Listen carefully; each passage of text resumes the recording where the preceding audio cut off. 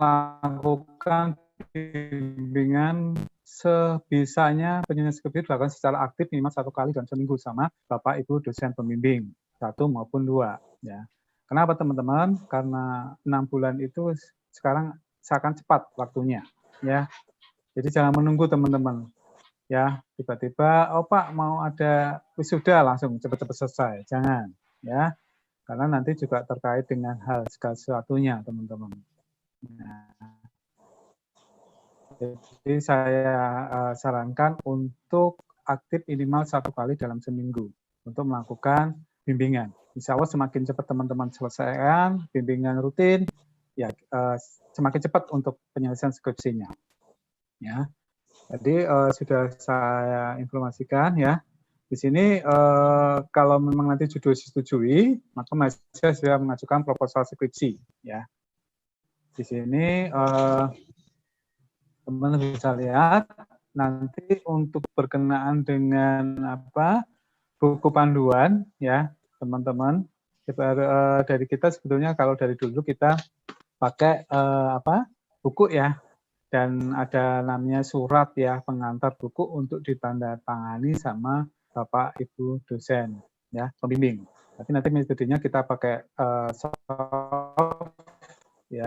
file, nanti bisa kita kirim untuk buku pedoman penulisan proposal dan skripsi. Nanti kita kasih linknya untuk didownload teman-teman seperti itu ya.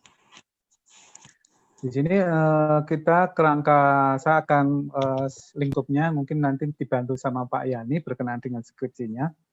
Kalau saya hanya kerangka proposal skripsi ya. Di sini nanti untuk pengajuan diusahakan teman-teman untuk kalau bisa sih saya sarankan selain judul ya ada kerangka namanya proposal skripsi yang tadi sudah disebutkan sama Pak Gi, bisa dipakai ya dari pelajar ya, itu juga termasuk setidaknya proposal ya yang bisa diajukan sebagai skripsi ya untuk teman-teman buat untuk proposal skripsi. Jadi nanti kalau teman-teman sudah ada proposalnya, dosennya juga lebih enak tahu gambarannya sejauh mana sih teman-teman ini buat gitu ya. Jadi tinggal nanti proposalnya sudah jadi, skripsinya sudah jadi, ya itu tinggal menyelesaikan bab selanjutnya, yaitu bab 4 sama 5 ya, untuk metode penelitian maupun usul dan saran kesimpulan akhir. Gitu. Jadi lebih mudah teman-teman, seperti itu. Untuk jelasnya nanti teman-teman bisa baca ya di buku panduan ya. Lebih jelasnya di situ bagaimana cara membuatnya, di situ nanti di buku panduan langkah-langkah membuatnya. Ini hanya sebagai gambaran aja ya, bagian awal, halaman sampul depan, ini nanti kalau soft file pasti teman bisa lebih detail melalui soft file atau proposal yang teman-teman buat, seperti itu. Di sini proposal sampai bab 3 ya, analisis metode penelitian yang mau dipakai ya, dan bagian akhir daftar pustaka dan lampiran. Seringnya teman-teman yang kemarin-kemarin, Pak susah untuk judulnya Pak. Hanya judul itu sampai berbulan-bulan teman ya, sampai 2-3 bulan ya. Saya sarankan teman-teman cari permasalahan yang tadi istilahnya piutang nih, yang tadi disampaikan salah satu piutang atau salah satu distribusi ya. Teman-teman gali di bagian tinjauan pustaka, telah teori ya. Di situ teman-teman semakin teori banyak yang teman-teman kumpulkan ya, istilahnya disiplin logistik cari itu. Di situ atau di akuntansi cari piutang. Tinjauan pustakanya di situ. Banyak teori. Di situ nanti teman-teman bisa membuat suatu gambaran judul, akan menemukan judul di situ. Ya.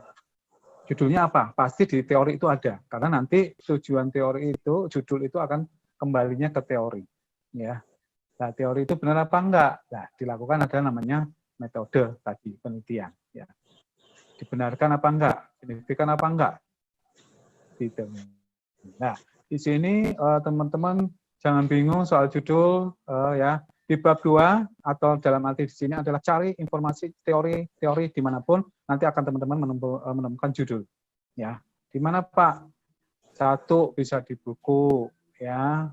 Selama ini teman-teman pelajari berkenaan apa, situ ada semua, pasti akan ketemu. Judulnya akan ketemu, ya. Biasanya teman-teman selama ini yang saya temuin sama teman-teman mahasiswa adalah susah mencari judul, ya.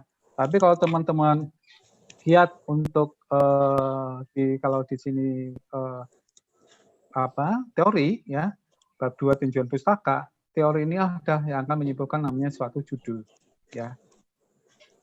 Ya, judul inilah yang akan bisa teman-teman temukan, ya. Setelah itu apa yang teman-teman bisa lakukan, ya. Satu, sudah ketemu judul, bisa menyerahkan ke kami. Semakin cepat, semakin teman-teman bisa menyelesaikan skripsi dengan baik, ya. Karena apa? Saya nggak tahu apakah teman-teman nanti juga akan ikuti mata kuliah yang masih nilainya tidak baik menjadi baik atau yang lain. Semakin sedikit teman-teman selesaikan, semakin cepat selesai pekerjaan itu, ya. Maaf, semakin fokus maksud saya. Itu mungkin bagian proposal bisa saya infokan, ya. Pada intinya teman-teman kembali, ya, dan semua yang ada di sini teman-teman mahasiswa sudah memenuhi syarat yang ada, ya. Ya, selesaikan yang terbaik. Jangan lupa juga kami informasikan, selesaikan untuk keuangan yang ada di kampus kita tercinta, ya. Itu yang kita harapkan, karena nanti sampai selesainya teman-teman berjalan dengan baik. Itu yang saya harapkan dari teman-teman, ya. Itu untuk selanjutnya berkenaan dengan rangka skripsi bisa disambung oleh Pak Yani, ya. Mungkin waktu dan tempat kami persilakan. Monggo Pak Yani, bisa dilanjut untuk rangka skripsi.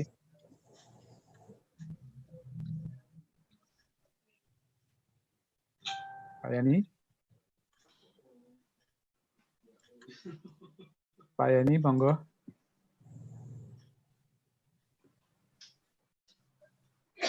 Halo, Pak Yani. Assalamualaikum warahmatullahi wabarakatuh. Ya, halo. Ya, halo. Pak Yani, silakan.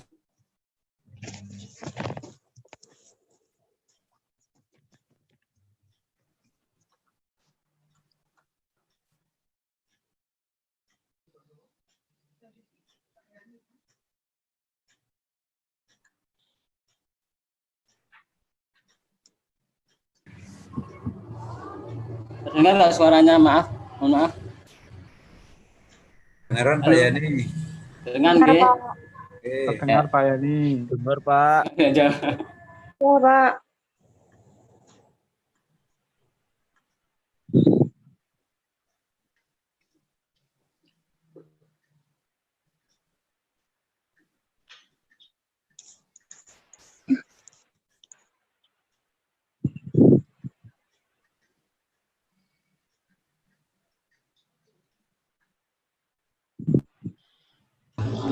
ini terganggu sambungannya sebentar.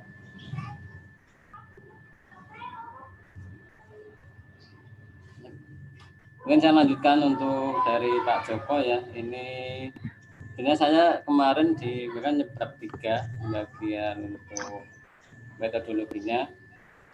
Mungkin hanya nggak semuanya, mungkin hanya tips tadi yang sudah disampaikan Pak Joko, bahwa sebenarnya kita itu sudah ibaratnya melangkah di depan pintu gitu, ya, dan pintu. Jadi kita tinggal mau membukanya aja, kita mau keluar apa tidak, gitu ya. Apakah kita mau dalam menyampekan pintu atau tidak, menggerakkan daun pintunya untuk keluar. Nah, ini sama dengan kita skripsi ini. Biasanya baik itu skripsi, tesis maupun disertasi, ke arahnya itu, ya. Kita hanya tadi kemarin kalau Pak Haris bilang biasanya penyakit, malas, dan itu, ya. Dan itu yang membuat penyakit kita. Dan mungkin tipsnya nanti ketika Anda sudah skripsi, jangan segan-segan untuk main ke kampus. Karena kalau kita di rumah terus, nanti ada yang sampai kelupaan, itu, ya. Itu aja tipsnya yang untuk pembuatan skripsi. kita lanjut ke bab 3 ya. Mungkin tadi Mbak Tos sekilas tentang bab 1 tentang latar belakang gitu ya, judul. Sekarang kita lanjut ke bab 3. Biasanya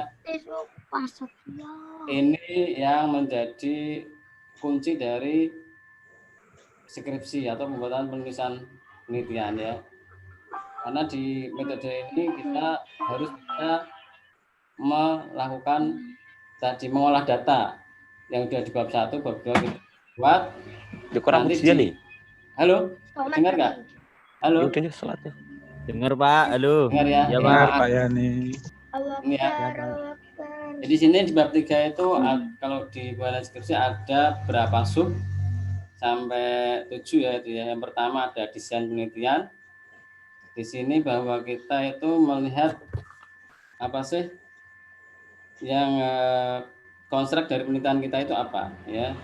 Ya kan gunakan penelitian apakah jenis penelitian kita itu kualitatif atau kuantitatif. Jadi kita bisa melihat tujuan kita penelitian kita apa arahnya, apakah kualitatif, kuantitatif itu ya. Jadi kita sudah ada desain penelitian yang kita menentukan nanti variabel-variabelnya. Yang kedua variabel penelitian itu kalau yang kita mudah variabel penelitian ada 2 jenisnya yang kita ketahui sebenarnya ada beberapa variabel. Yang pertama independen dan dependen gitu ya. Variabel penelitian itu harus kita lihat variabelnya ya. Variabel itu menyesuaikan nggak dengan tema kita, harus sesuai dengan tema kita yang dipakai sebelumnya ya.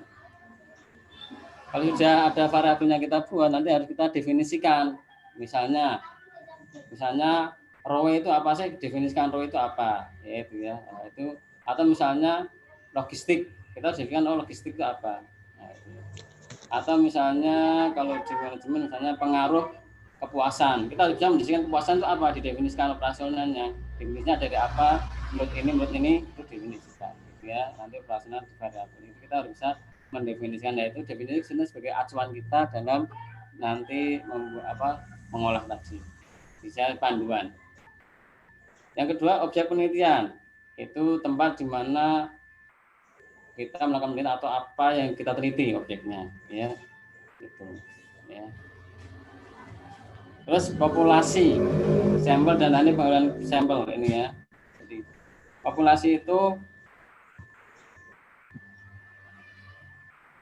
data yang kesimpulan data yang kita teliti ya gitu ya. Jadi populasi harus sesuai ya. Jadi ada berapa jenis populasi yang kita lakukan ya, populasi jumlahnya ya.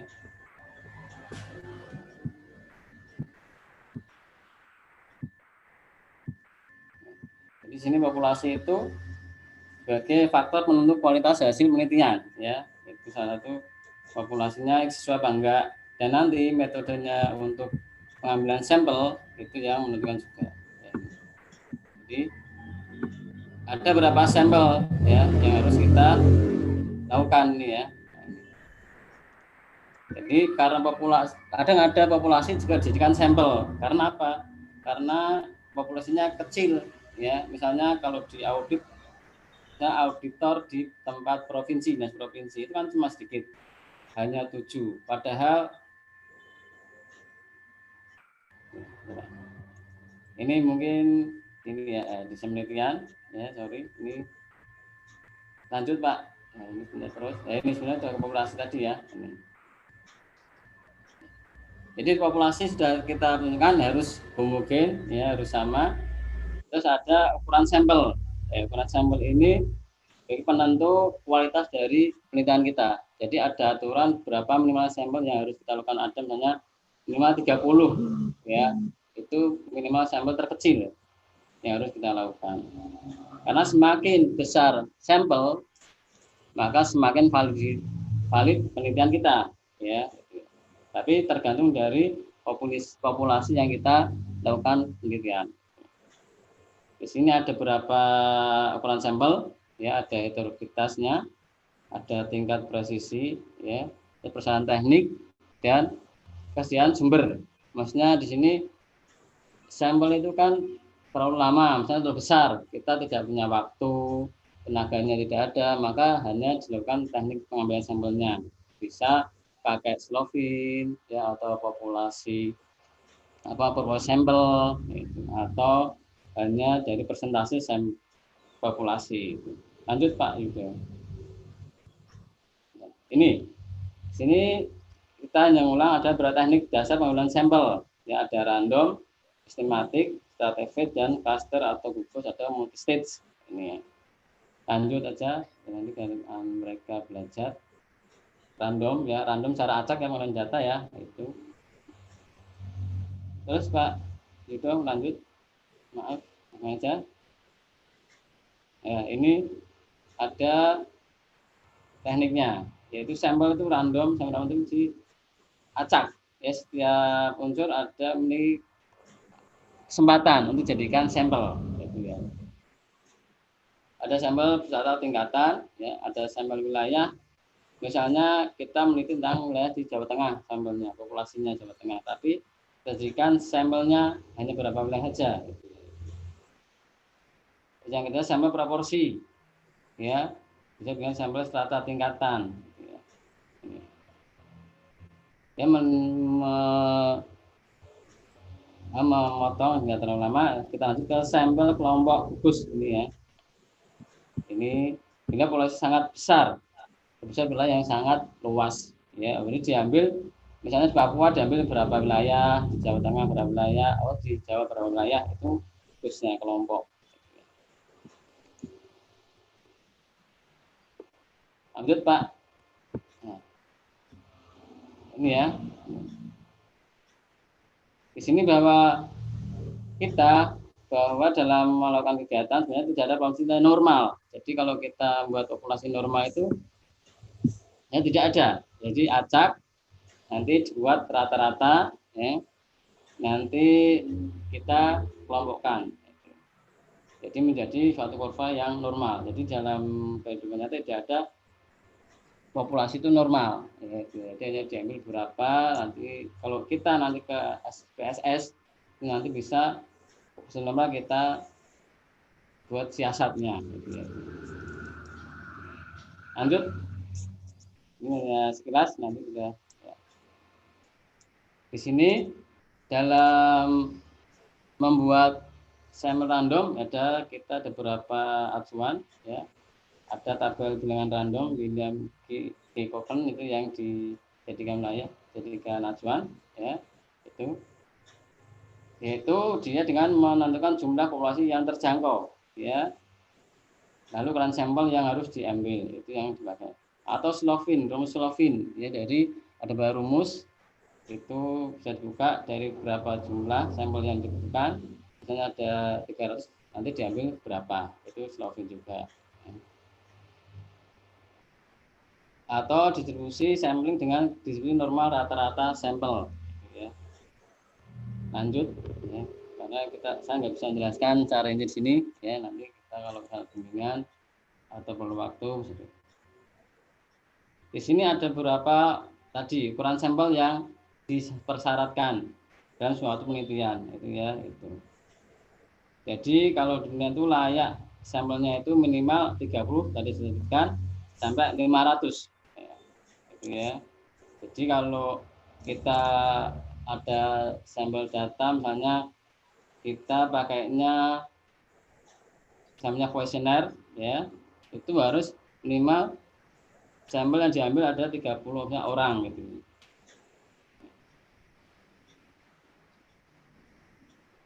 Dan bila dibagi menjadi beberapa kategori, itu harus setiap kategori minimal 30 ya. Data wanita 30, pria 30, jadi ada minimal 30.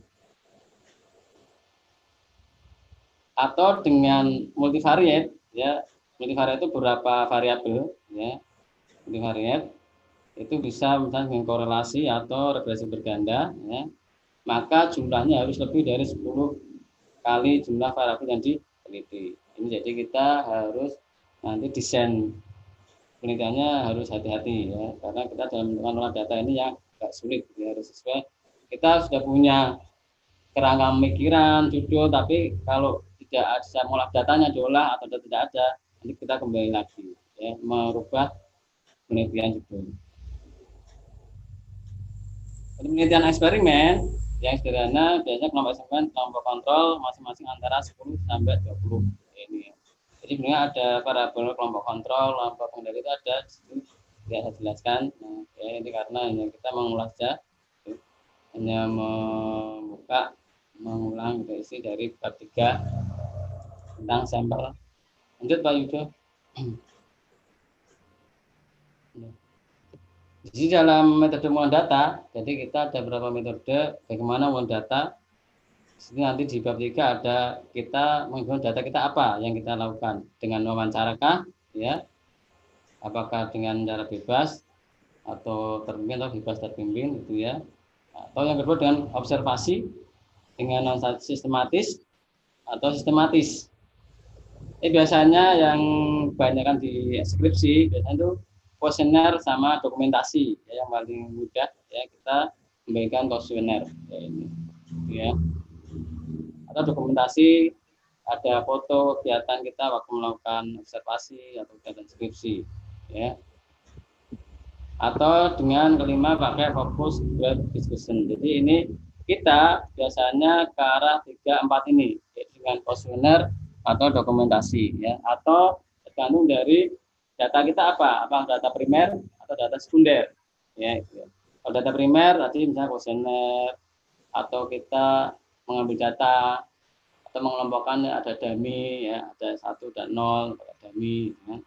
Atau kita datanya data sekunder, misalnya kalau akuntansi pakai laporan keuangan jadi diterbitkan suatu institusi yang terpercaya gitu ya. Lanjut Pak Pak Yudo. Monggo. Sekarang instrumen penelitian. Jadi instrumen yang bisa kita pakai, instrumennya apa di penelitian kita itu? Apakah pakai tes ya, bisa tes tulis, tes lisan, atau tes perbuatan ya.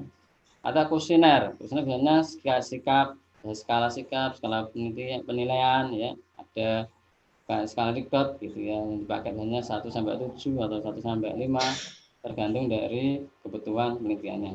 Ya. Yang ketiga ada format observasi, gitu ya. Lanjut Pak Yudo. Itu mungkin yang bisa sampaikan, tambahan mungkin kembali ke bab Pak, itu yang slide-nya Pak Joko, mungkin Pak coba yang bab 4-nya. Tadi bab 3 ya, bahwa sebenarnya yang agak nanti sulit itu di bab 3 tadi metodenya, bagaimana kita mengolah datanya, mengambil sampelnya ya, data variabelnya. Kalau bab 4 kita hanya sudah diolah di bab 3, kita pembahasan di bab 4 itu ya, pembahas tentang variabel-variabel yang kita teliti ya kan. Oh, variabel A ini hipotesisnya terima apa tidak, yang kedua terima apa tidak selanjutnya, itu di pembahasan. Di pembahasan juga ada deskripsi tadi deskripsinya. Jadi kita menjelaskan variabel-variabel itu secara deskriptif. Misalnya variabel A jelaskan apa indikatornya, ini berapa nilainya gitu ya. Jangan lupa nanti misalnya kita kalau kita modelnya sampelnya datanya itu pakainya kuesioner, harus ada, kalau kita primer ya, primer itu ada uji reliabilitas dan validitas ya, itu harus dilakukan kalau kita melakukan data primer ya, menguji data kita apakah valid apa tidak, reliabilitas apa tidak, itu di datanya data primer. Kalau data sekunder itu hanya uji di sisi normal aja ya, itu ya, jadi ada di situ, atau juga ada tergantung kita apakah time series atau per section, itu juga ada. Jadi kalau misalnya time series biasanya harus pakai uji multikolonialitas ya, itu tergantung, ada di asumsi normal gitu ya. Enggak Pak, itu yang Pak Joko ada nggak slide-nya? Nggak ada ya? Pak Joko Pak, saya enggak punya. Oh nggak punya ya? Oh. Pak Joko itu, ya, Pak Joko. Ya. Pak Jokonya lagi sholat. Jadi di bab 4 itu ya pembahasan, yaitu pembahasan tentang hasil dari analisis data kita di bab 3 ya, hasilnya apa ya, ujinya itu dibahas di bab 4 ya. Di Di bab 5 kita ada tentang saran ya. Ya. Jadi ada kesimpulan, saran dan keterbatasan. Di sini di bab 5 kesimpulan kita harus membuat kesimpulan tentang hasil penelitian kita. Analisisnya apa? Kesimpulannya yaitu. Yang kelima biasanya ada saran. Ya, saran ini di bab 5 biasanya saran untuk ya ada saran untuk biasanya di instansi yang kita teliti, kita tempat melakukan penelitian itu ada saran. Jadi ketika hasilnya seperti ini disarankan ke perusahaan seperti apa langkah-langkahnya ya sarannya, atau saran ke penelitian yang datang ya itu yang akan datang itu diberikan sarannya apa, oh ternyata besok untuk penelitian selanjutnya berikan tambah variabelnya itu ya atau apa, atau ditambah populasinya atau sampelnya itu jumlahnya itu saran. Jadi saran pertama untuk instansi yang kita lakukan penelitian, tempat penelitian. Yang kedua saran untuk penelitian selanjutnya. Yang ketiga saran untuk pemakai dari penelitian kita itu apa nanti sarannya. Terus yang ketiga ada keterbatasan. Jadi dalam penelitian yang baik biasanya ada menyebutkan keterbatasan penelitian kita. Keterbatasannya apa? Keterbatasan misalnya kita hanya mengambil data untuk populasinya hanya misalnya perusahaan logistik, yaitu ya misalnya logistik. Tapi yang misalnya untuk providing aja pergudangan, tidak semua perusahaan logistik. Jadi sebutkan keterbatasan penelitian ini bahwa sampel atau populasinya hanya perusahaan logistik bagian pergudangan. Bisa nanti selanjutnya ditambah perusahaan logistik lainnya. Gitu ya. Atau misalnya di akuntansi hanya perusahaan manufaktur. Nanti sebutkan perusahaan manufaktur dan jasa. Itu ada misalnya sebutkan keterbatasan penelitian. Ya. Contohnya itu aja. Terus selanjutnya saya baca ini itu ya. Jadi selanjutnya di daftar pustaka ya, daftar pustaka jangan lupa, itu kadang kita lupa karena kita biasa jangan sampai di daftar pustaka itu disebutkan ada daftar pustaka tapi tidak dipakai di bab 1, bab 2 tidak dipakai di penelitian kita, tidak dicantumkan ya. Jadi kita hanya kalau ada penguji yang teliti dari data pustaka itu dicocokkan dengan ada nggak dipakai di penelitiannya, di penulisannya. Jangan sampai banyak data pustakanya tapi nggak dipakai di situ, itu nggak tercantum ya. Minimal harus tercantum ke teorinya, itu pemegang teorinya, pakai penelitian siapa kan. Itu mungkin saja yang bisa sampaikan. Dan tips selanjutnya mungkin biar Anda biasanya kan ini bingung ya, kalau kita mau ambil skripsi itu bingung temanya, judulnya ya, bingung. Biar gampang ini ada tips, Anda cari jurnal itu ya, jurnal itu kan. Jadi jurnal itu Anda cari jurnal, cari tadi apa saran untuk penelitian akan datang. Itu ada, biasanya tinggal kita ternyata di penelitian ini disarankan besok tambah variabel ini. Nah itu tinggal kita tambah variabel itu. Kalau kita misalnya kesulitan mencari jurnal, mencari tema judul, itu sarannya tadi kita ambil jurnal, kita lihat ke bagian sarannya untuk penelitian yang datang, ya. Kita bisa tambahkan di situ. Kita menunjukkan replikasi boleh, replikasi penelitian, ya. Tapi beda misalnya tempatnya. Dengan itu dilakukan misalnya di universitas di Malaysia misalnya. Kita lakukan universitas di Indonesia, replikasi untuk itu, ya. Atau memang kita menambah tadi hanya variabel kita yang baru tambah tentang variabelnya dari saran penelitian yang terdahulu. Itu aja yang saya sampaikan untuk bab 3, bab 4, dan bab 5.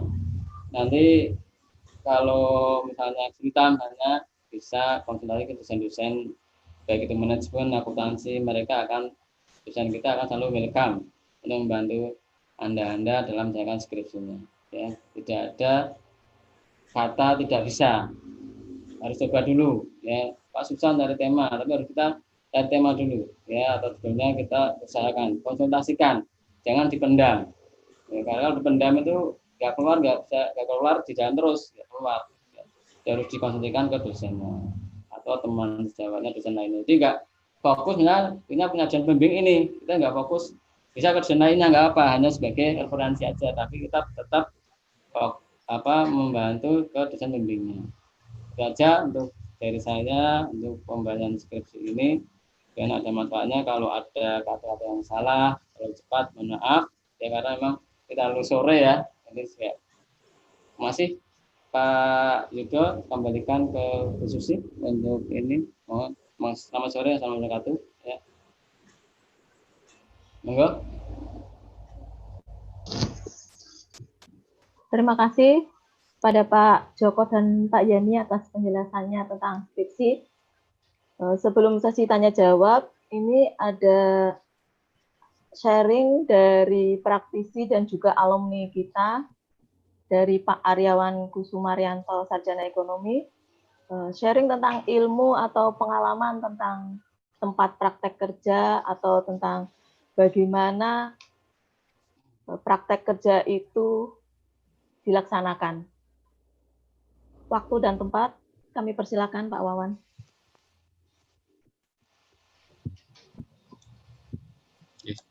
Assalamualaikum warahmatullahi wabarakatuh.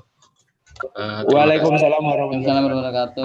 Terima kasih atas waktu yang diberikan. Yang terhormat Bapak Sivitas dan juga teman-teman sekalian dari mahasiswa. Sebelum saya mulai untuk sharing sebenarnya, jadi latar belakangnya sebenarnya saya adalah praktisi ya. Jadi dan juga di sini juga saya lulusan dari Cendekia Utama. Yang mau saya sharingkan, latar belakang pekerjaan saya adalah di bidang logistik. Jadi mungkin bagi teman-teman atau mungkin mahasiswa yang juga pernah dulu ikut kuliah saya, mungkin juga sudah tahu latar belakangnya.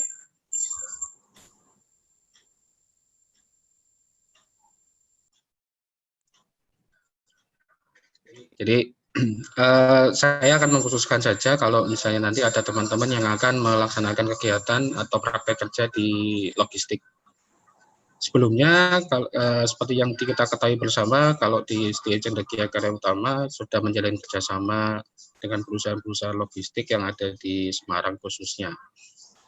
Ini dalam rangka untuk satu adalah memperluas pengetahuan kita berkaitan dengan dunia logistik, baik itu dari sisi narasumber, pemateri, baik itu kuliah maupun seminar, dan juga untuk praktek kerja. Yang kedua adalah berkaitan dengan ilmu atau pengalaman-pengalaman dan juga kebutuhan akan tenaga kerja yang dibutuhkan di bidang logistik. Salah satunya adalah kita menanggapi dengan adanya Logistik Administrative Officer, yaitu pelatihan yang nanti yang akan diadakan sebelum praja, ya, sebelum melaksanakan praja. Itu dalam rangka itu tadi membekali mahasiswa dengan sertifikat yang nanti akan yang salah satunya adalah berguna untuk bekerja di bidang logistik.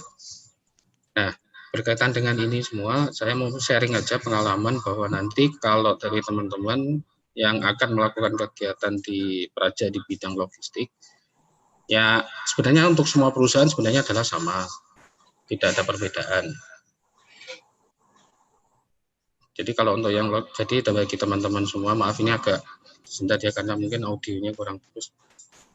Jadi gini, kalau untuk yang mau praja, saya harapkan adalah yang pertama kali bukan masalah materi atau apa ya, tapi yang pertama adalah attitude. Jadi tolong diperhatikan bahwa Anda nanti, teman-teman semua nanti akan masuk ke sebuah perusahaan, bagi yang belum berpengalaman ya, berpengalaman kerja, nanti akan masuk ke sebuah perusahaan di mana lingkungannya adalah lingkungan kerja. Jadi beda sekali dengan lingkungan yang ada di kampus, itu sudah pasti. Maksudnya apa? Maksudnya adalah ketika nanti kita bekerja, Anda sebagai mahasiswa praja, kemungkinan besar nanti, kalau pengalaman saya di bidang logistik, nanti akan dianggap seperti karyawan baru.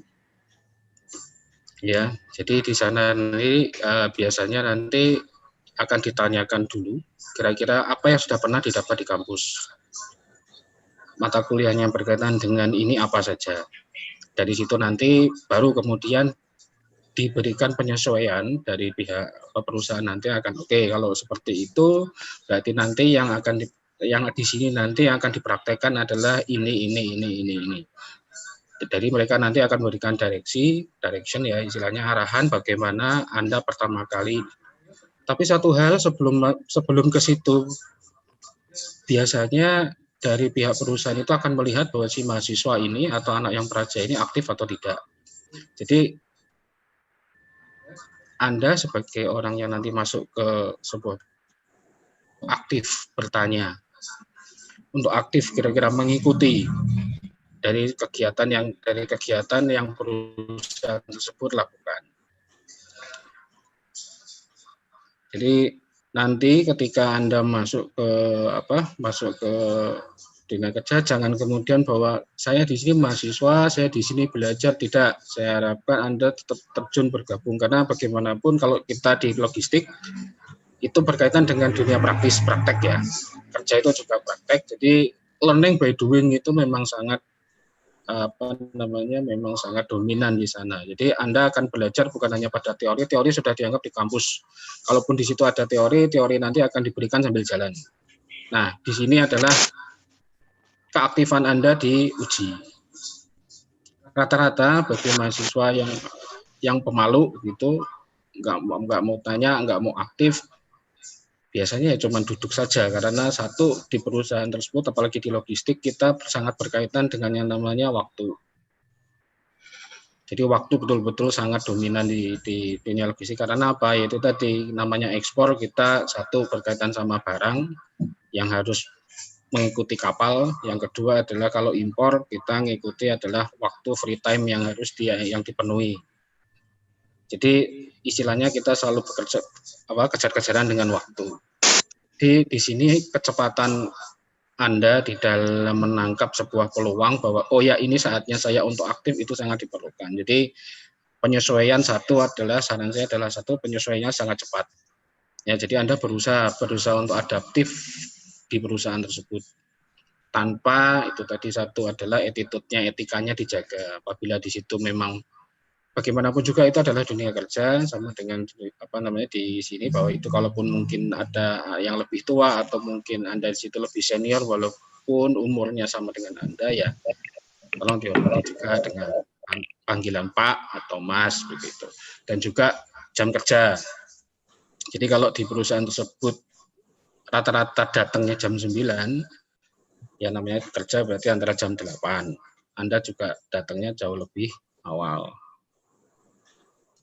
Dan di logistik kerja overtime atau melebihi waktu itu adalah hal yang biasa. Jadi satu hal lagi yaitu tadi. Jadi Anda sebagai mahasiswa praktek, tolong untuk menyesuaikan diri bahwa oh ya kalau memang waktunya memang belum selesai, silahkan Anda mengikuti sampai selesai. Tapi tentunya dengan seizin yang ada. Jangan seizin dengan nanti siapa yang nanti akan mengarahkan Anda. Yang pertama. Apalagi? Oh ya, untuk masalah penguasaan materi. Jadi ketika nanti Anda akan melakukan praktek kerja di perusahaan A misalnya, Anda juga harus tahu itu perusahaan bergerak di bidang apa. Apa main bisnisnya dia apa? Spesifikasinya dia apa? Kemudian dipelajari. Jadi nanti ketika Anda masuk, Anda sudah tidak lagi beradaptasi terlalu lama. Waktu yang ada dipergunakan untuk learning by doing itu tadi, bukan lagi mempelajari situasi dan yang lain-lainnya. Silakan aktif bertanya kepada yang nanti membimbing Anda maupun nanti akan diarahkan kepada operasional yang nanti akan kerja di lapangan dan sebagainya. Jadi silakan Anda aktif bertanya, ikuti arahannya, dan juga aktif kira-kira apa yang harus dilakukan. Jangan berkonsentrasi dulu pada laporan Anda sambil jalan saja. Jadi data-data yang Anda perlukan baik untuk laporan maupun untuk skripsi itu bisa dikerjakan di rumah. Tapi pada saat Anda Anda praktek kerja di perusahaan, fokus. Karena apa? Yaitu tadi keaktifan Anda, kefokusan Anda, dan juga adaptasi Anda yang cepat biasanya berpengaruh kepada perusahaan apabila dia memang membutuhkan tenaga kerja yang baru. Jadi rekrutmen perusahaan seringkali terjadi pada saat praktek kerja. Ini dibuktikan dulu di JKU juga pernah untuk praktek kerja yang pertama langsung direkrut. Pengalaman-pengalaman dari kampus-kampus sebelah pun juga sama. Jadi begitu dia praktek kerja karena dia aktif, attitude-nya bagus, adaptif, cepat dia menyelesaikan. Jadi waktu yang sangat pendek itu mampu membuat perusahaan yakin bahwa oh ya, ini adalah tenaga yang saya butuhkan. Karena apa? Sangat sulit mencari tenaga kerja di bidang logistik ya. Logistik yang jadi pasti harus ngajari dulu. Dari lulusan manapun itu pasti ngajari dulu, dan itu butuh waktu atau proses yang sangat panjang. 3 bulan saja kalau tidak mempunyai background sama sekali di bidang logistik itu baru hanya bisa mengerjakan sedikit. Jadi belum bisa dia istilahnya dipasrai pekerjaan itu dia belum bisa. Nah, kalau Anda dalam jangka waktu itu Anda bisa sudah punya latar belakangnya, sudah punya ilmunya, tinggal dipraktekkan saja. Tentunya itu akan menjadi pilihan bagi perusahaan tersebut untuk merekrut Anda semuanya. Jadi gunakan waktu sebaik mungkin di perusahaan tersebut untuk menunjukkan sebenarnya jati diri Anda siapa. Anda mampu, Anda bisa, dan Anda adalah capable melakukan kegiatan itu. Karena itu tadi, kalau untuk yang logistik rata-rata penerimaan pegawai atau penerimaan ini adalah by rekomendasi. Oh ini bagus, ini bagus, ini bagus. Dan juga apabila Anda memang bagus, Anda memang iya dan perusahaan tersebut belum membutuhkan karyawan, biasanya kalau ada yang membutuhkan, pasti akan menghubungi. Saya punya orang yang bagus, tapi belum istilahnya mungkin masih praktek, belum lulus dan segala macamnya. Dan itu biasanya by rekomendasi. Jadi saran saya kepada teman-teman semua yang mau melakukan praktek kerja, yuk sekarang ubah diri Anda, bukan lagi kuliah, tapi sudah siap untuk bekerja. Nggak perlu malu, sudah yang penting, oh ya saya masuk di perusahaan ini adalah saya sebagai calon karyawan, itu saja. Tanamkan mindset itu kepada diri teman-teman sekalian. Jadi begitu sampai di sana Anda siap, baik secara mental maupun secara knowledge bahwa Anda memang siap untuk bekerja. Itu nanti akan berpengaruh kepada kinerja Anda selama Anda melakukan praktek kerja. Itu pengalaman yang seringkali mungkin ya diabaikan bagi yang praktek kerja, karena itu tadi saya dulu pernah menerima mahasiswa yang praktek. Rata-rata ya itu tadi, bahwa saya di sini adalah belajar, saya adalah mahasiswa. Jadi ketika ditugaskan, istilah salah satu perusahaan tersebut, coba kamu ikut ini untuk mengikuti proses ini begitu. Nah itu nanti milih-milih. Wah yang kira-kira tempatnya adem, tempatnya AC, atau yang kira-kira nyantai begitu ya. Tapi ketika itu panas, berdebu dan yang lain-lainnya enggak mau. Nah ini yang menjadi perhatian juga, bahwa perusahaan itu akan menilai bahwa oh ini anak kok nggak bisa gitu. Ini anak kok nggak mau begini-begini, ataupun ketika melakukan setengah-setengah. Hati-hati. Jadi persiapkan diri Anda apapun nanti apabila Anda memang dipercaya, gunakan kepercayaan itu sebaik mungkin.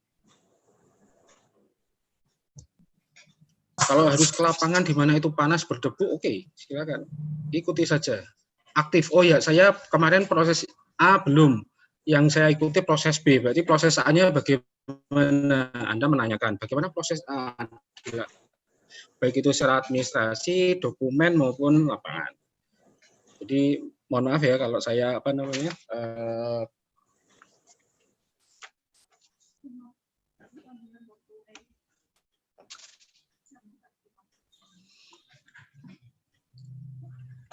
maaf ada interupsi sebentar. Jadi itu ya. Jadi tolong kepada teman-teman semua diperhatikan betul bahwa nanti ketika Anda bekerja di sebuah tempat, satu adalah attitude.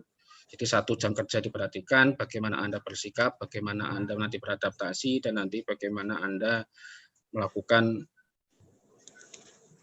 istilahnya kegiatan yang ada di sana. Kalaupun nanti misalnya di dalam pekerjaan itu Anda harus mendokumentasikan berupa foto kegiatan, izin dulu. Karena kegiatan, apalagi kegiatan ekspor dan impor yang melibatkan instansi ya, itu sangat rawan. Itu kemarin pernah kejadian ada mahasiswa pada saat praktek foto dan ternyata di situ ada petugas dari instansi pemerintah dan kegiatan itu kemudian oleh anak itu diupload. Nah, itu urusannya jadi panjang. Jadi ketika nanti akan melakukan kegiatan dokumentasi, tolong hati-hati, minta izin terlebih dahulu, baru kemudian mendokumentasikan. Dan yang didokumentasikan seperti apa, dikonsultasikan. Ini boleh nggak diupload, ini boleh tidak. Itu yang berkaitan dengan ini ya.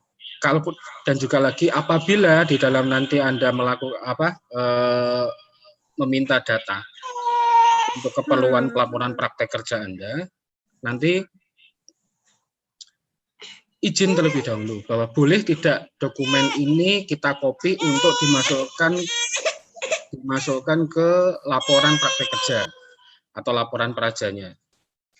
Jadi izin terlebih dahulu kepada pihak perusahaan boleh atau tidak. Atau data-data apa saja yang diperbolehkan untuk jadi jangan kemudian Anda istilahnya memfotokopi sendiri, terus kemudian Anda masukkan sendiri, padahal dokumen itu kalau di perusahaan adalah sangat rahasia misalnya. Jadi mohon izin dulu, kalaupun boleh saya minta dokumen apa saja, dokumen mana saja yang diperbolehkan. Itu. Nah, satu lagi saya di sini juga sebagai humas, jadi saya di sini nanti akan menampilkan, bisa share screen Pak ya, daftar perusahaan yang bisa ya nggih, matur nuwun Pak. Oke, jadi ini saya informasikan daftar perusahaan yang sudah menjalin, ini yang logistik ya, daftar perusahaan yang sudah menjalin kerjasama dengan Setia Cendekia Karya Utama. Ini saya sharing seperti ini, nanti untuk lebih jelasnya bisa menghubungi Kaprodi atau P3M untuk perusahaan-perusahaan mana saja. Silakan apabila teman-teman yang mau praktek di tempat ini, silakan saja nanti menghubungi pihak kampus. Nah, berkaitan dengan pandemi ini yang menarik, saya sudah sharing dengan kampus. Ini diceritakan nggak apa ya? Ceritakan nggak apa ya berkaitan ini. Jadi berkaitan dengan pandemi, Anda ini kan praktik kerja kalau nggak salah Agustus ya, masih dalam masa pandemi, masih dalam social distancing, walaupun mungkin new kebiasaan yang baru ya. Jadi tapi tetap ada ada pembatasan. Jadi memang kami masih melobi beberapa perusahaan yang bisa menerima praktek. Tapi untuk daftar yang sudah bisa menerima nanti akan di-share oleh pihak Kaprodi, perusahaan mana saja yang sudah confirm untuk menerima dan bisa menerima di masa ini.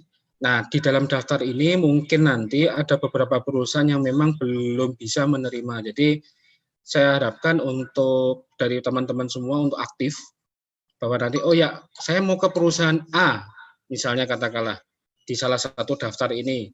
Tapi kemudian perusahaan itu menolak, segera memberitahukan kepada kami. Jadi mungkin kita ada alternatif tempat untuk praktek mana lagi gitu ya. Di perusahaan mana lagi yang nanti bisa menerima. Karena di masa pandemi ini satu memang frekuensinya juga menurun dan juga itu tadi praktek itu memang sangat dibatasi. Jadi saya mohon kerjasama dari teman-teman sekalian apabila sekali lagi kalau misalnya nanti mau berminat di sebuah perusahaan, coba hubungan dulu dengan perusahaan, apakah perusahaan tersebut mau menerima, baru kemudian melakukan survei, baik itu by email maupun dengan surat. Silakan nanti berkonsultasi lebih lanjut dengan P3M maupun dengan Kaprodi berkaitan dengan itu. Saya kira cukup itu saja dari saya. Terima kasih atas waktu yang diberikan. Kalau misalnya nanti memang belum jelas, ada kata-kata saya yang belum jelas atau mungkin mau ditanyakan, silakan nanti mungkin ada sesi tanya jawab. Silakan nanti ditanyakan saja berkaitan dengan itu. Mohon maaf apabila dalam penyampaian masih kurang jelas dan juga mungkin ada salah-salah kata, saya mohon maaf. Terima kasih atas waktunya sekali lagi. Wabillahi taufik wal hidayah. Assalamualaikum warahmatullahi wabarakatuh.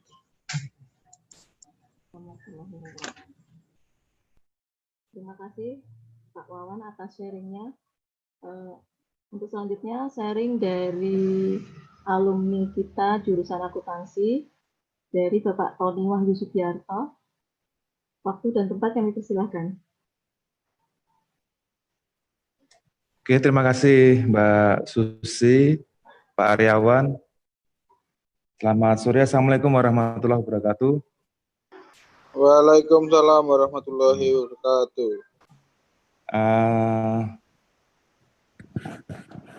Yang saya hormati dan saya banggakan teman-teman dari mahasiswa-mahasiswi SIE Cendekia Karya Utama. Pada kesempatan sore hari ini, apa yang bisa saya sharingkan, mungkin sharing pengalaman aja sih, mewakili dari panitia. Saya lulusan tahun 2016,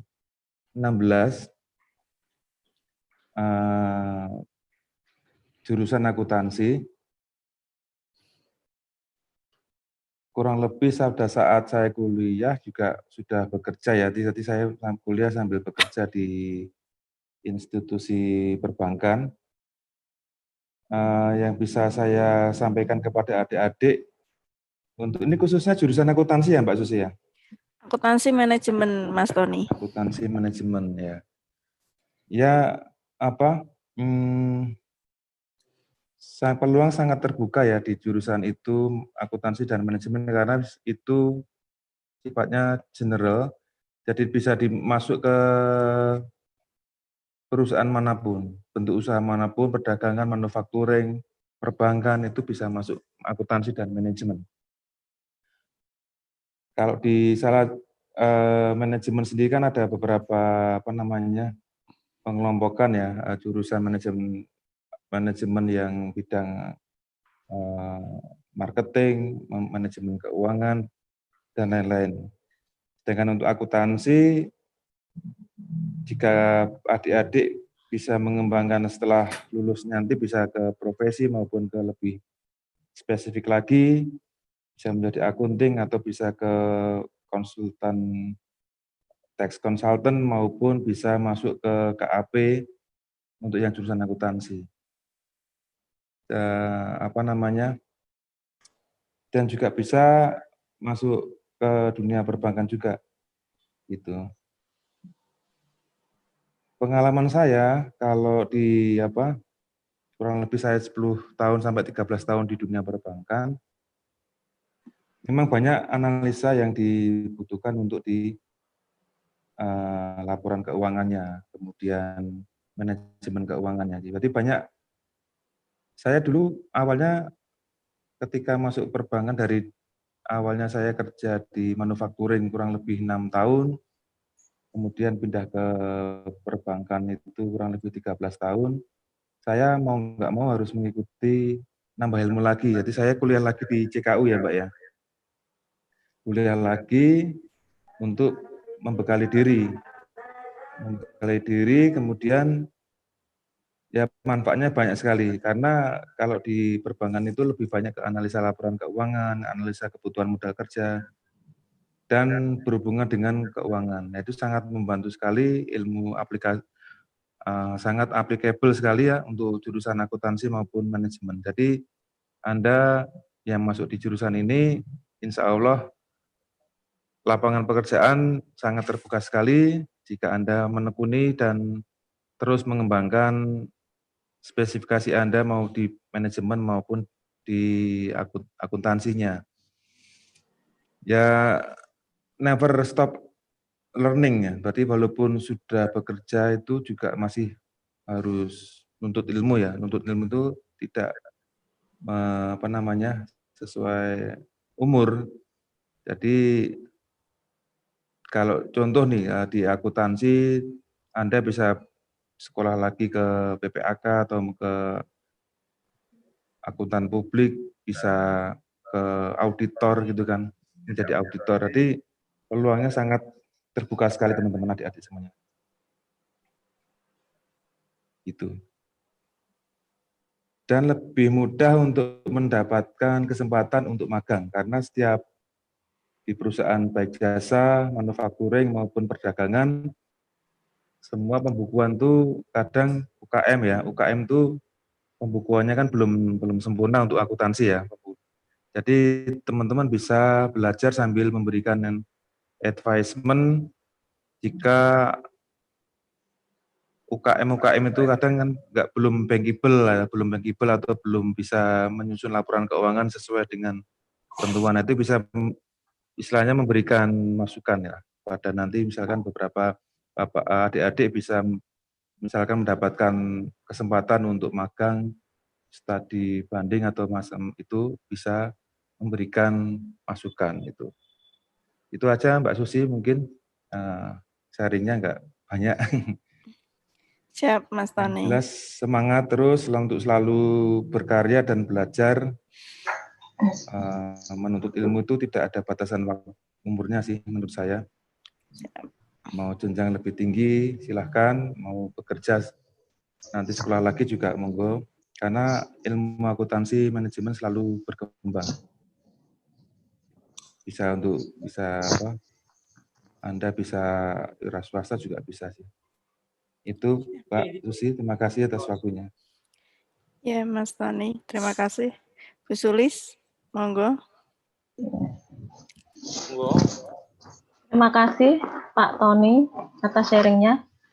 Mungkin dari Bapak Ibu Sivitas Akademika ada tambahan lain sebelum sesi tanya jawab, monggo. Saya sebentar Bu Sulis. Iya Pak. Ya. Bapak Ibu yang kami hormati dan juga teman-teman mahasiswa yang saya banggakan, insya Allah 7 menit atau 10 menit ke depan ya sebentar, saya akan memberikan sedikit tentang saya share screen dulu ya.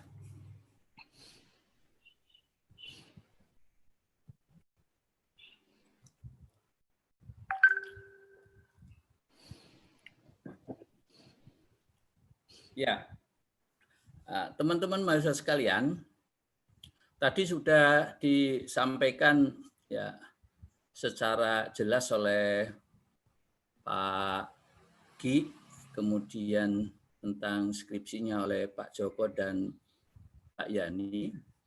Saya sedikit menambahi terkait dengan pengalaman ketika kita untuk praja. Jadi ada beberapa catatan penting bagi kita untuk praja yang kemarin ya. Yang pertama ya, kasus-kasus yang menonjol yang ingin saya sampaikan. Yang pertama, mahasiswa tidak membaca pedoman. Ya, ini sering kita jumpai para mahasiswa ada kealpaan terkait dengan membaca pedoman baik internal kita, buku panduan itu, ya itu tolong itu kitab suci kita itu, ya buku pedoman itu. Sehingga kalau Anda lepas dari kitab suci itu, Anda akan berterbangan kayak kuntilanak begitu, nggak tahu arahnya kemana gitu. Maka saya kuatkan hari ini Anda harus bisa sering-sering membaca buku pedoman kita. Itu yang pertama. Yang kedua, membaca pedoman di perusahaan. Ya. Jadi apa yang disampaikan oleh Pak Wawan tadi memang betul. Ya, kita harus pertama membaca pedoman. Ketika memasuki suatu ruangan atau medan pekerjaan, ini yang harus pertama Anda lakukan adalah membaca SOP atau pedoman-pedoman yang ada di sana. Saya di bagian eksim misalnya, ekspor impor, apa yang harus saya lakukan? Ya, saya tidak menginginkan anak-anak kami, mahasiswa kami itu di perusahaan hanya sebagai disuruh untuk fotokopi. Ya, fotokopi ini disuruh oleh perusahaan itu. Nah, di sini yang harus menjadi respon yang sangat kuat adalah bagi mahasiswa itu sendiri. Mahasiswa harus tahu saya praja ini untuk apa sebenarnya.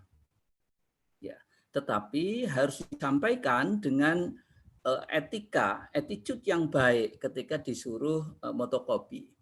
1, 2 oke lah, ya. Tetapi kalau ini menjadi sebuah kebiasaan, maka Anda harus dalam tanda kutip protes itu.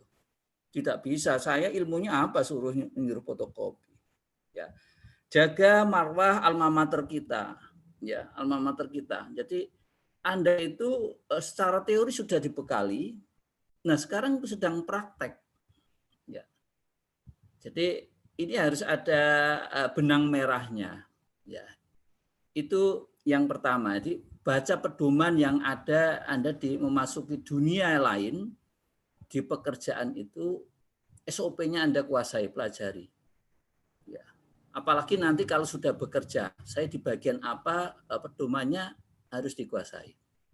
Yang pertama itu, yang kedua tidak melapor dosen saat berangkat dan tiba dari praja. Nah, saya harapkan ada controlling, apalagi ini masa pandemik.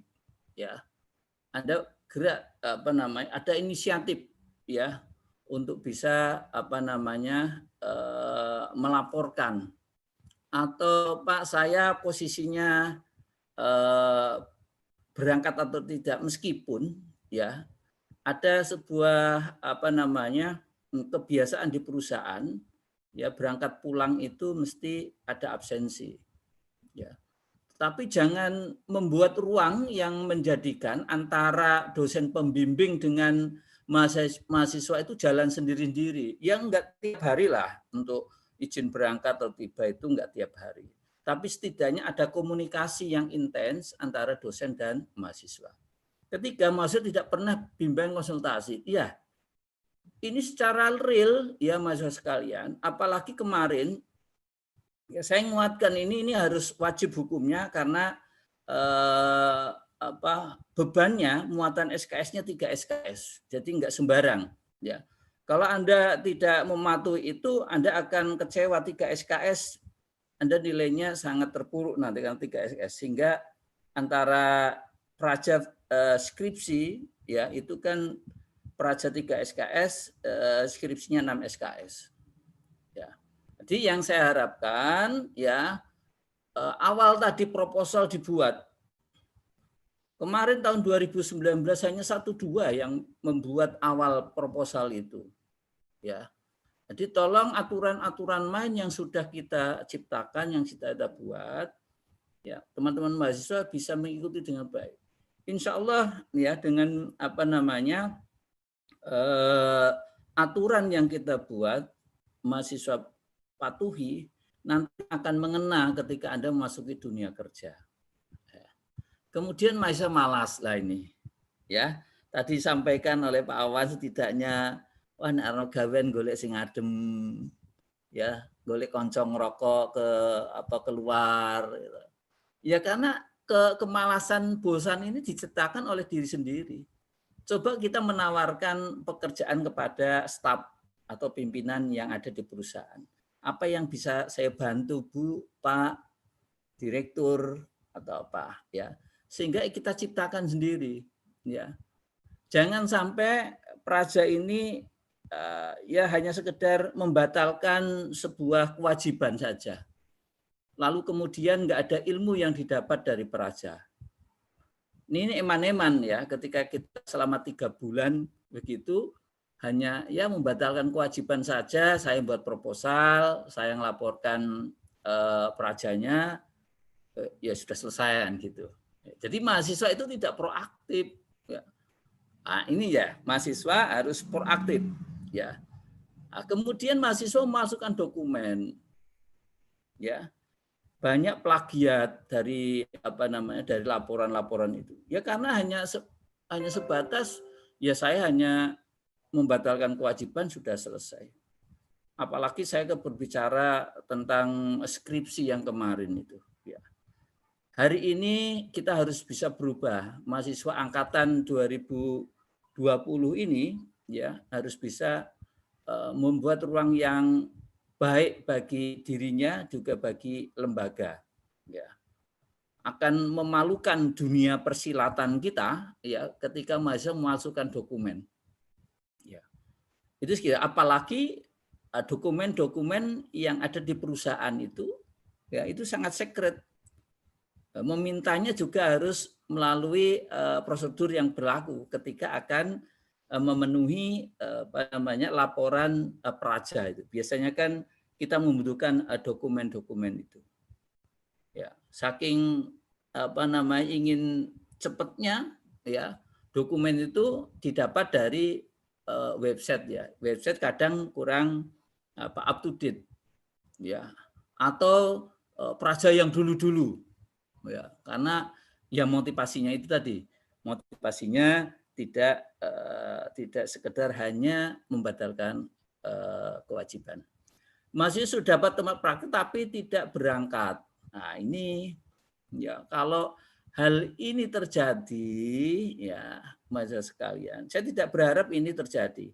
Tetapi ketika Anda lalu kemudian berapa hari ada sebuah miss atau suasananya tidak menguntungkan, ada faktor-faktor lain lah.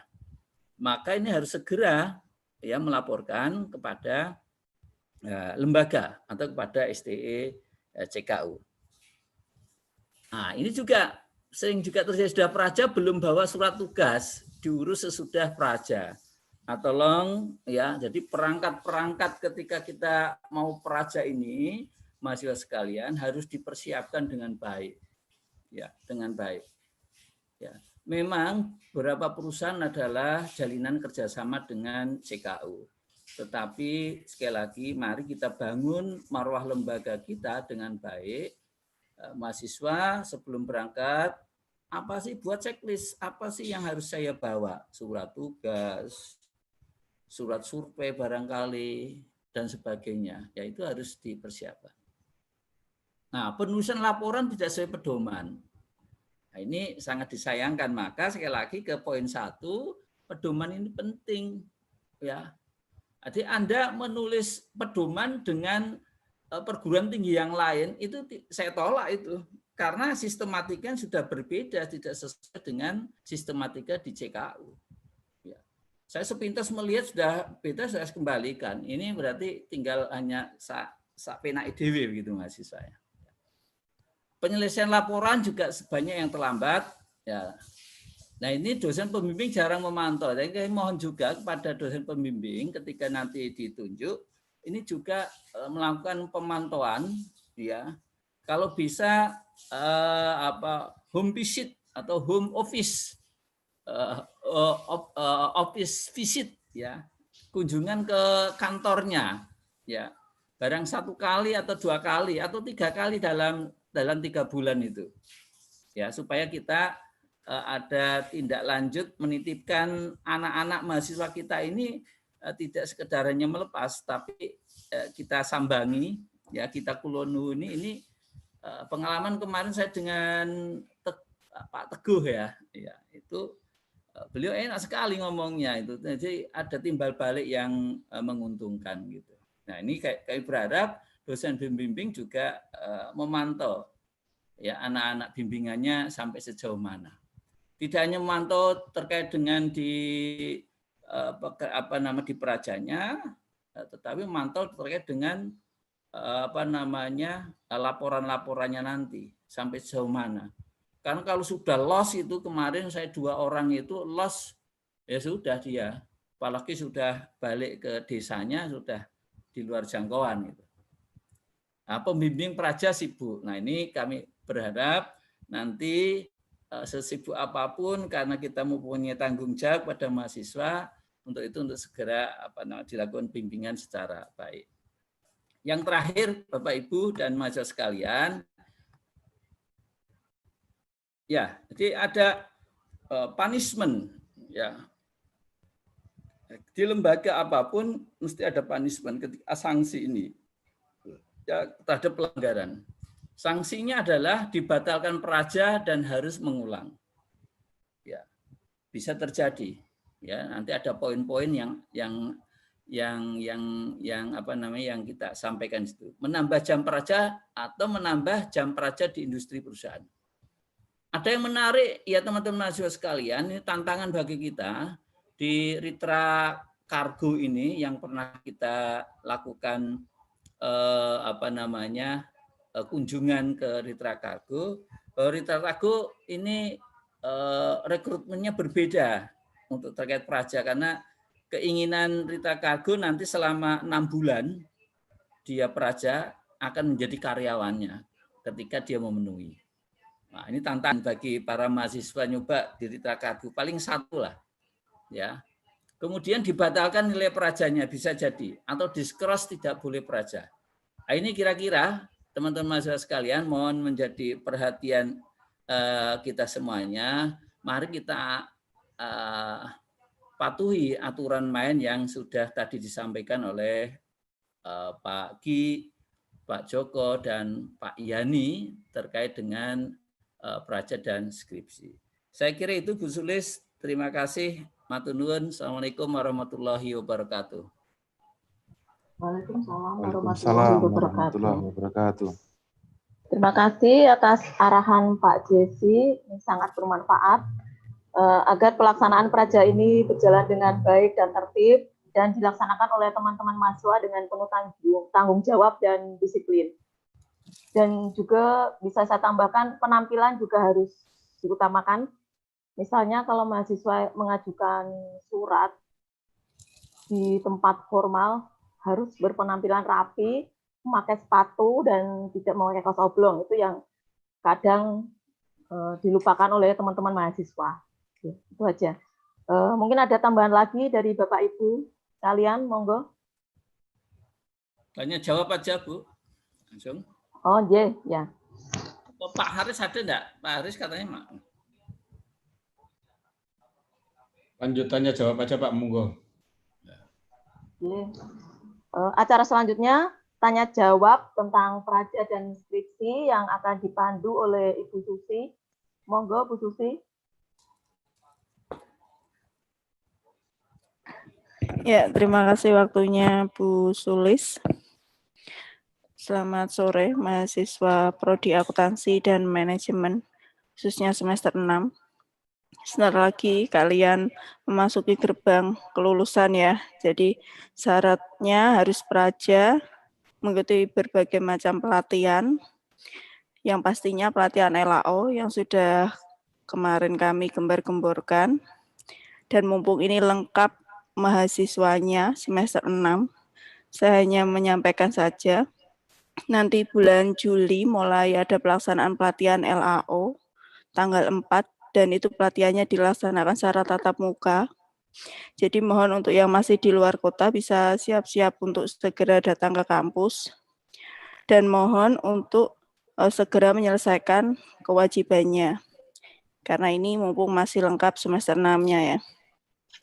Selanjutnya silakan apabila ada yang mau ditanyakan mengenai tempat kerja atau tempat praja atau sebagainya, kita beri waktu sesi sekitar 15 menit atau 20 menit untuk sesi tanya jawab. Silakan, baik prodi akuntansi atau manajemen, apabila ada yang mau ditanyakan.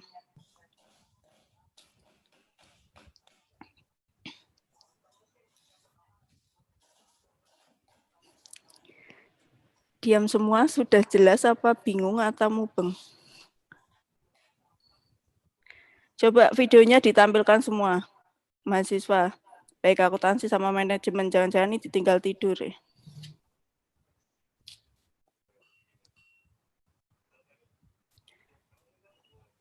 Yuk, ada yang tanyakan, yang pasti yang perlu kalian ketahui, praja ini ada SKS-nya 3 SKS. Jadi, apabila kalian tidak mematuhi prosedur, dengan otomatis kalian tidak bisa mengikuti skripsi karena nilai prajanya masih 0. Silakan yang mau ditanyakan.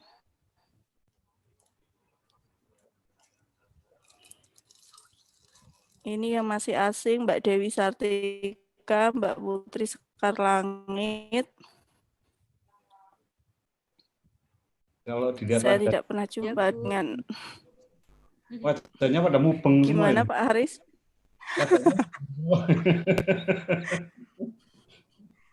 Jelas yakin dan jelas sudah pada download materinya, panduan praja ataupun skripsi?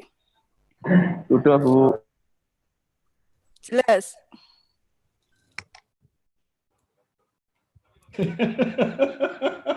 Wajahnya kok udah lucu-lucu tuh. Apa karena tadi banyak penjelasan jadi belas ya sini. Ya, Pak Ki. Baik. Apa namanya? Kok pada diam semua? Ini Bu Susi, yang perlu diperhatikan oleh mahasiswa praja yang pertama, tolong cermati jadwal praja. Itu jadwal praja itu tanggal-tanggalnya dicermati betul. Kemudian yang kedua, buku panduan praja itu juga dibaca betul, dicermati.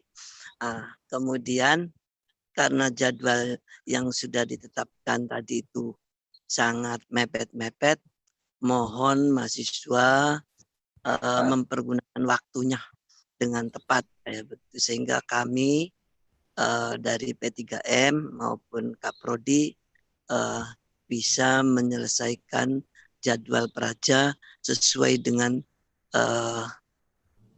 jadwal yang sudah dipersiapkan. Itu saja, tolong mohon ya mahasiswaku calon praja. Yang pertama jadwal praja dicermati, kemudian buku panduan praja dibaca betul sampai selesai.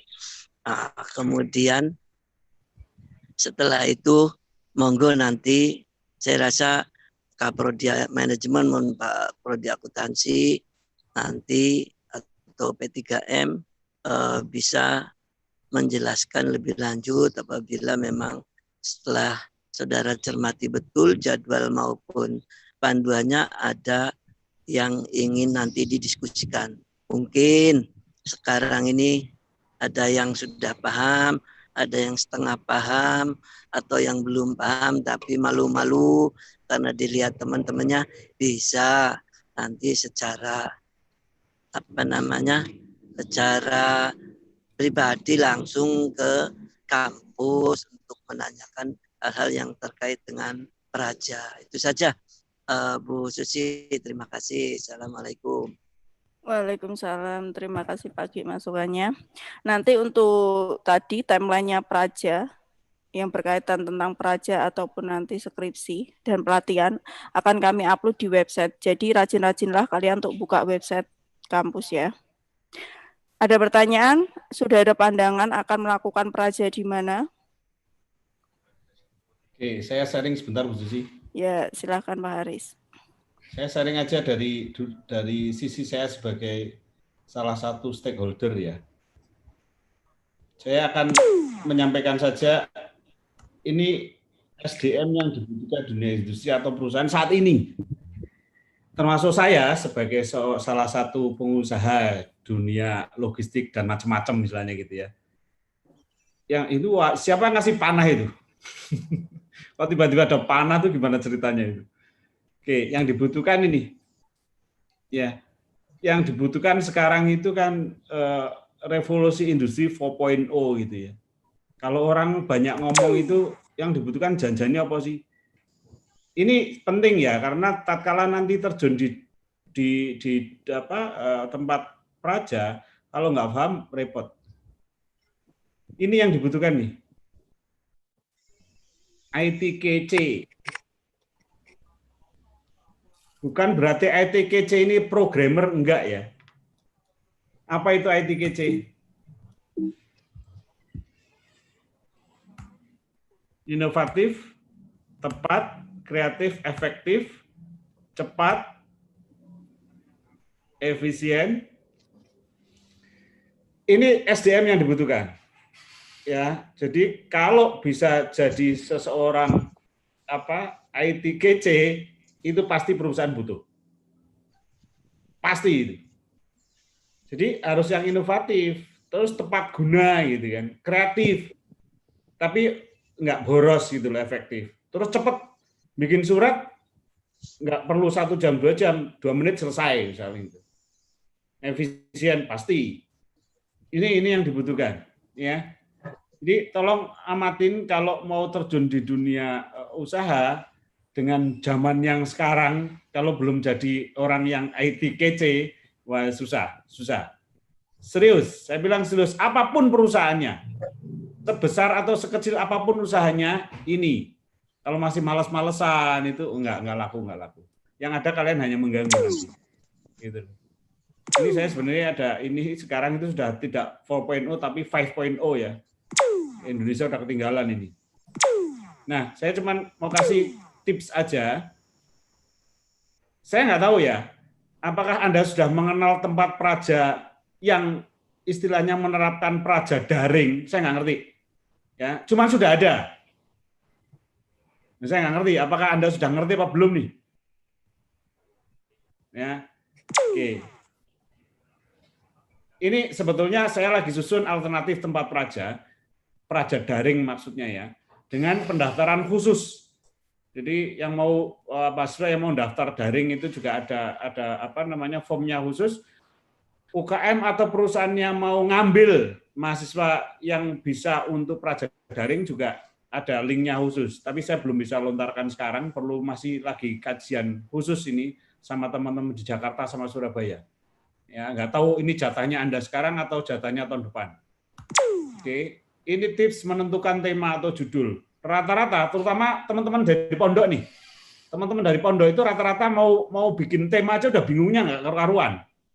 Mau ngapain itu nggak karu-karuan. Saya cuma bisa kasih tips, temukan permasalahan atau masalah yang ingin diangkat. Usahakan lebih dari satu. Mau ngapain itu teko ngomong WC. Contoh ya. Contoh. Jadi kalau sudah ketemu idenya, konsultasikan sama dosen pembimbing. Lah ini peran dosen pembimbing sangat penting. Jangan malu-malu kalau konsultasi dengan dosen pembimbing. Ya, contoh ini. Contoh kita angkat tema tentang digital marketing. Contoh, ini contoh saja ya. Saya kepikiran di otak pikiran saya digital marketing. Ya sudah, bikin alternatif judul. Contoh 1, analisis strategi digital marketing dalam membangun pemasaran terpadu produk usaha kecil menengah di Kota Semarang. Atau penerapan digital marketing sebagai strategi komunikasi pemasaran terpadu produk UMKM di Kota Semarang. Ini contoh saja. Tapi munculkan ide, jangan ragu-ragu, ya. Jangan bingung sana, bingung sini, tapi nggak konsultasi. Yang paling penting adalah konsultasikan dengan dosen pembimbing. Yang ada dalam benak pikiran kalian nanti sore habis pembekalan ini langsung, saya mau ngangkat apa sih ini? Konsultasikan dengan dosen pembimbing. Ya, kalau belum tahu dosen pembimbingnya segera tanya. Itu seperti itu. Ini yang suka kadang bikin akhirnya lemot, akhirnya nggak jalan-jalan gitu loh. Kayak bola di tengah lapangan nggak ditendang-tendang. Ini yang suka bikin panah dan panah merah bareng sopo ini. Oh wes, ngono tok wae. Ngono wae. Waktunya terbatas soalnya. Oke, terima kasih Bu Susi. Assalamualaikum. Waalaikumsalam warahmatullahi wabarakatuh. Ya, dari Pak Aris ya, IT kece. Mahasiswa cendekia aku kalau nggak kece nggak laku nanti ya. Jadi di dunia kerja itu yang dibutuhkan kreativitas. Jangan sampai kalian sudah kemarin belajar online hampir 1 semester di rumah. Setelah itu malah akhirnya kita mulai on praja. Akhirnya malas-malas berpikir, jangan. Diusahakan dipatuhi tadi timeline praja, jangan sampai terlambat. Apabila kalian mau konsultasi karena memang dosen pembimbingnya belum dibagi, silakan menghubungi kaprodi masing-masing. Jadi tolong timeline-nya dipatuhi dan secepatnya kalian menentukan tempat praja. Karena kalau kalian dadak, kalian akan kena marah sama perusahaan yang kalian ajukan. Karena biasanya mengajukan praja itu minimal 2 bulan.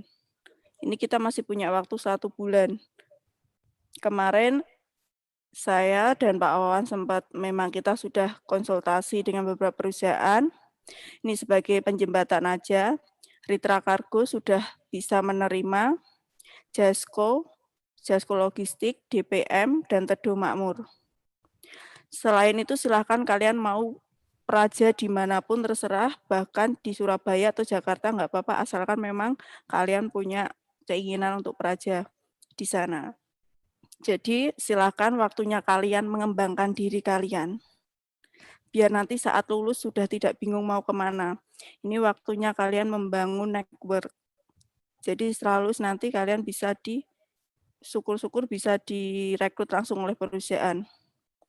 Kalau di Ritra Kargo minimal magangnya di situ prajanya 6 bulan. Insya Allah dari kampus nanti akan mengizinkan selama kalian mengajukan permohonan. Karena di Ritra Kargo langsung diadakan seleksi di situ ya. Silakan, ada yang mau ditanyakan? Diam semua, ini bingung saya mau praja di mana atau bagaimana ini.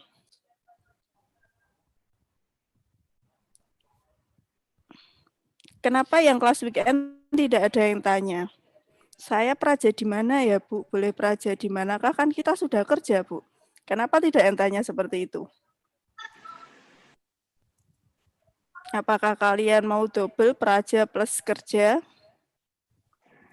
Itu kan suatu pertanyaan, pasti kalian bingung lah kan kita yang mahasiswa weekend, yang kelas D itu kan kita sudah bekerja, bagaimana Bu kita untuk mengikuti prajanya? Seharusnya itu menjadi pertanyaan. Sesuai memang kemarin hasil diskusi kami, untuk mahasiswa yang sudah bekerja, silahkan boleh mengajukan tempat kerjanya sebagai tempat magang. Tapi minta tolong nanti ada surat pemberitahuan dari perusahaan. Karena nanti kalian tetap mengajukan surat pengantar. Setelah surat pengantar diajukan, kami meminta surat dari perusahaan keterangan yang mengatakan kalian praja di situ. Itu. Jadi untuk mahasiswa weekend yang sudah bekerja bisa mengajukan tempat kerjanya masing-masing. Tapi dengan catatan harus ada penilaiannya di situ. Untuk mahasiswa kampus 2, Saiful, jelas? Farid, ini mana ada? Hanafi? Saiful mau praja di mana? Di tempat saya kerja, Bu. Memang Saiful sudah bekerja di Yayasan Darut Taqwa ya. Untuk kampus reguler kelas A, Agus dan kawan-kawan sudah punya pandangan yang benar-benar nol tentang dunia kerja. Ada yang mau disampaikan?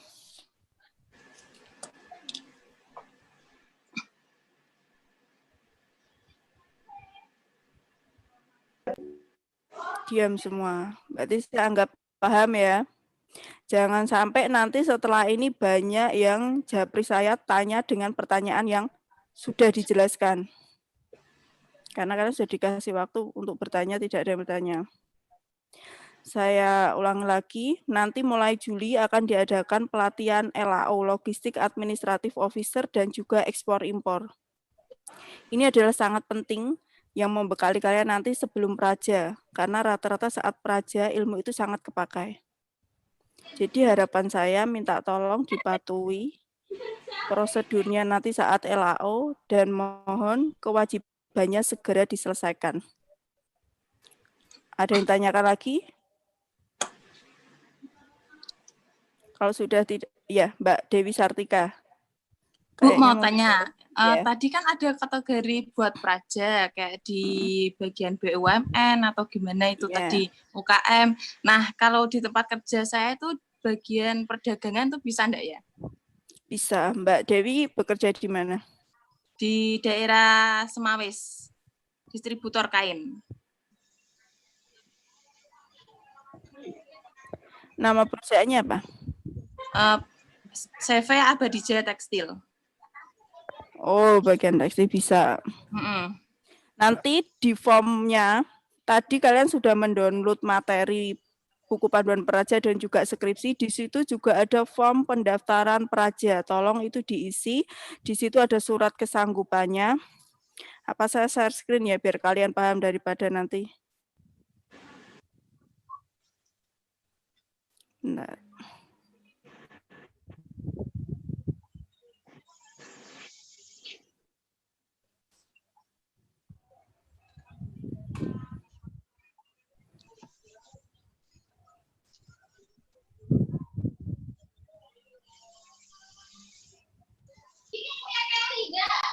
Oh, suaranya siapa itu?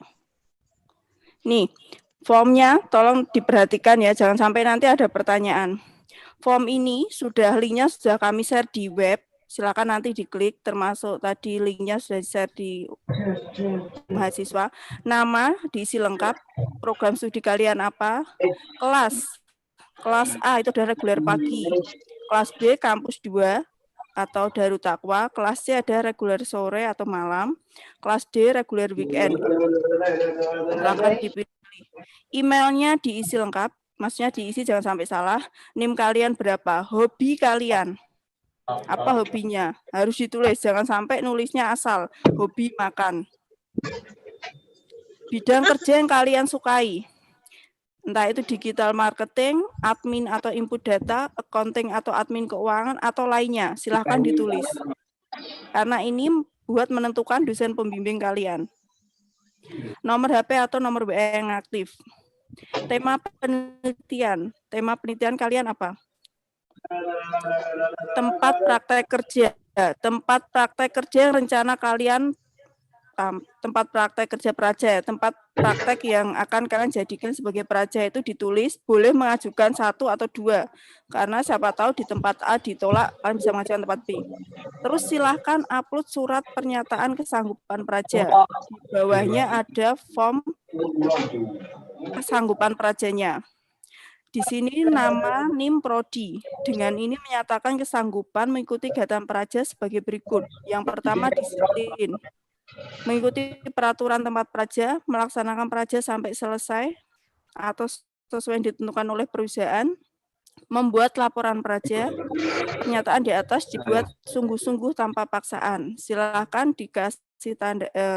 dikasih materai dan ditandatanganin. Nama terang. Langsung diupload di sini. Di tempat kesanggupan praja. Paham ya? Di timeline praja yang sudah diterangkan Pak Ki tadi, besok adalah tanggal kalian mulai mengisi form pendaftaran. Tapi jangan lupa kalian juga harus ngisi KRS praja ke BAK. Berhubungan dengan KRS, silakan bisa ditanyakan dengan Pak Joko karena bisa dilakukan secara online juga. Nih, paham ya? Kalian nanti akan mengisi form ini di web. Besok ada deadline-nya. Jangan sampai kalian kelewat tanggal besok. Kalau sudah kelewat, kami tidak akan menerima. Dan risikonya kalian tidak bisa ngutip praja, otomatis kalian tidak bisa skripsi. Otomatis lulus kalian mundur 1 tahun lagi. Jadi mohon dipatuhi prosedurnya. Jelas ya? Ya, online. Tadi kan sudah di-share. Ya, online Prasmi. Ini ada di website. Jadi silahkan diisi. Ada yang mau tanyakan lagi?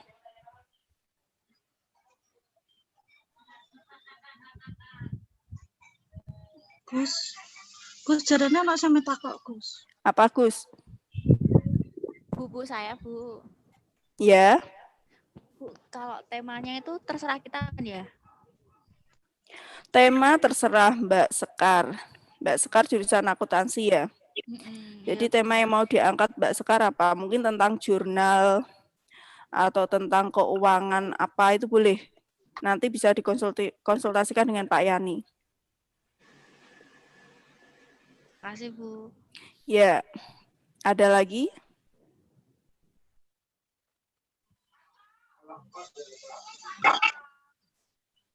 Ada lagi?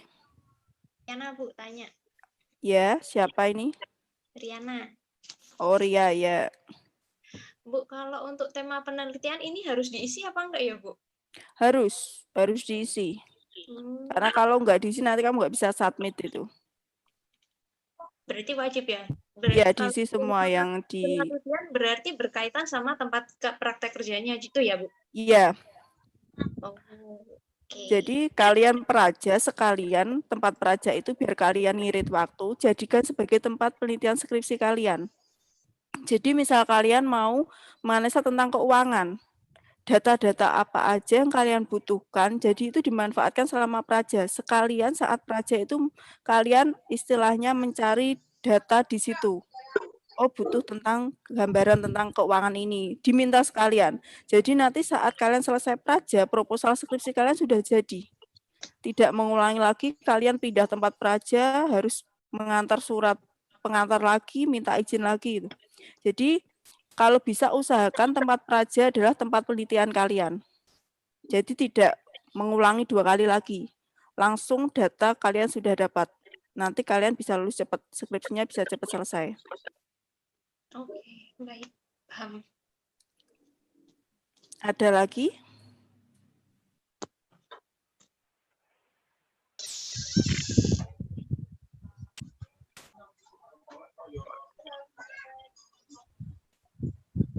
Miss, Ada yang mau? Iya, Rasmi. kalau Apa? Halo, Rasmi.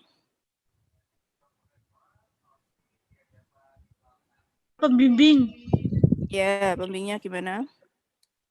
kalau pengen tahu, Kalian daftar dulu, mengisi form praja itu. Setelah nanti kalian mengisi temanya, kalian akan diberikan surat pengantar ke perusahaan. Di situ nanti juga akan dikasihkan SK pembimbing kalian. Gitu. oh ya, terima kasih. Ya. Ada lagi?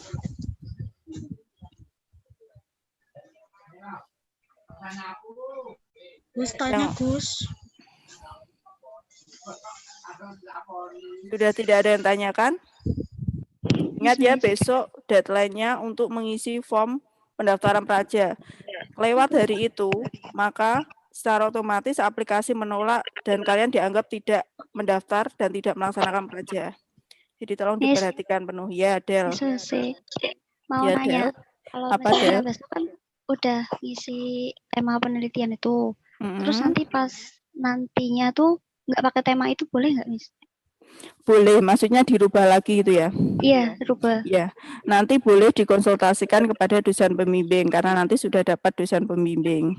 Oh, misal nanti di perusahaan itu ternyata tidak cocok dengan tema seperti itu, ternyata ada ilmu yang terbarunya, boleh dirubah. Tidak pakem itu. Makasih, Miss. Cukup ya? Ya. Ya, kalau cukup, Bu Sulis masih di sini ya? Bu Sulis? Saya tutup atau Bu Sulis yang nutup? Tutup sekalian enggak apa-apa. Tutup ya.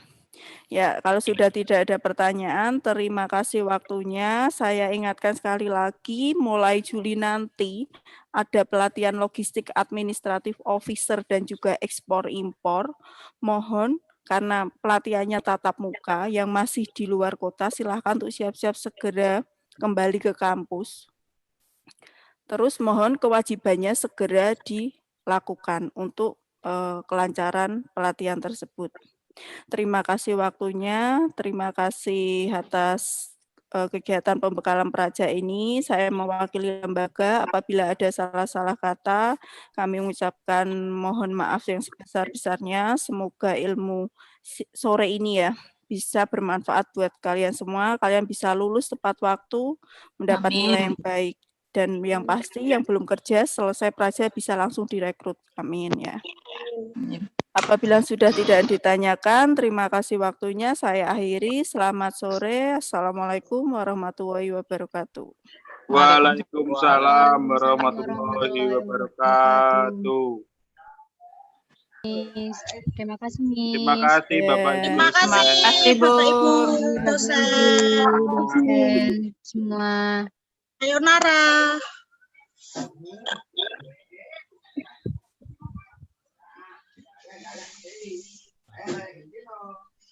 Lah.